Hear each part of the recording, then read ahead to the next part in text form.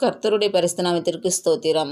இன்றைய நாளுக்கான தேவ வார்த்தை அப்போஸ்தலர் 10ஆம் அதிகாரம் 2 மற்றும் 4ஆம் வசனங்கள்.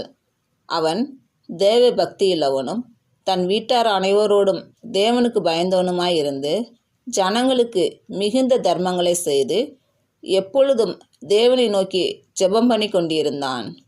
உன் ஜெபங்களும் உன் தர்மங்களும் தேவனுக்கு நினைப்பூட்டுதலாக அவர் சந்நிதியில் வந்தெட்டி இருக்கிறது. இன்று பிறந்த நாள் மற்றும் திருமண நாள் காணும் அனைவருக்கும் இயேசு கிறிஸ்து நாமத்தினாலே வாழ்த்துக்கள். கர்த்தர் உங்கள் பலவீனங்களை மாற்றி உங்களுக்கு பலத்தை கட்டளையிடுவாராக. கர்த்தர் உங்களையும் உங்கள் பிள்ளைகளையும் உங்கள் பிள்ளைகளின் பிள்ளைகளையும் ஆசீர்வதிப்பாராக. கர்த்தர் உங்களோடு இருந்து உங்கள் பணிகளையும் பயணங்களையும் ஆசீர்வதிப்பாராக. ஆமேன்.